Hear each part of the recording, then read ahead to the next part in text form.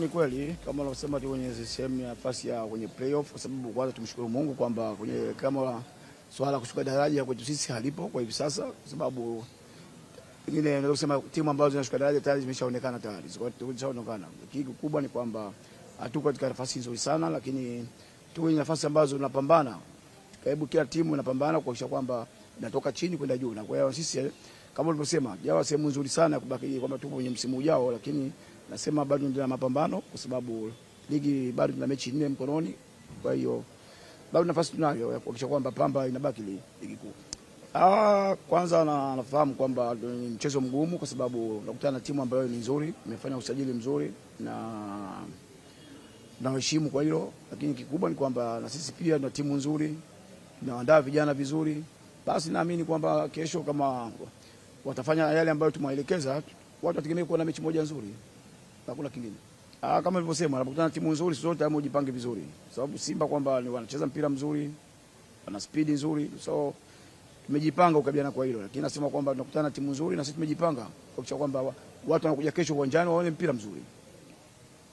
Mbali ya mazoezi, kufanya mazoezi kwa bidii, pia unajenga kisaikolojia kuhakikisha kwamba kiakili wao timamu wao vizuri kila wakati. Unajua wanapocheza mechi za mwisho kama hizi mara nyingi wenye kuamua ni players wenyewe. So tunawajenga kwa hilo kuhakikisha kwamba kila mchezaji anapata nafasi, hakikisha kwamba aipiania Pamba. Hakuna kingine. Ni kazi yetu makocha. Siku zote unajua wanafanya toke kwa sababu unajua tunajaribu kufanya masahisho kote. Kila baada ya mchezo unapokuisha tunafanya masahisho. Nadhani kuna mechi ambazo tumepata matokeo mazuri, kuna baadhi ya mechi tumeziharibu. Na kama ulivyosema kuna baadhi ya mechi tumetengeneza nafasi tukuzitumia vizuri. Kwa hiyo kila wakati kwenye mazoezi tunafanyia mazoezi, mambo ya finishing, tunafanyia yote, tunafanyia kazi. Kikubwa ni kwamba tunapoenda pale uwanjani kuhakikisha kwamba mchezaji alitimiza yale ambayo tunafanya kazi kwa mchezo. Kikubwa kwamba kwanza naweza kusema kwamba napenda kuambia wananchi wetu wa Pamba ambao wako Dar es Salaam mikoani watuombee dua tufanye kazi vizuri kesho, na wale ambao wako Dar es Salaam kesho kama kawaida yao wasichoke, waje kwa wingi uwanjani kuja kutupa support. Mwisho wa siku tupate alama 3. Awali yote namshukuru Mwenyezi Mungu tufikisha mahali hapa salama. Mazoezi tumejiandaa vizuri, tumejipanga kuhakikisha tunafanyia kazi yale maandalizi ya mwalimu alotuelekeza mazoezini tukiwa tumefika siku ya kwanza mpaka hapo leo ambapo tutahitimisha mazoezi ya mwisho kuelekea kwenye mchezo wa kesho.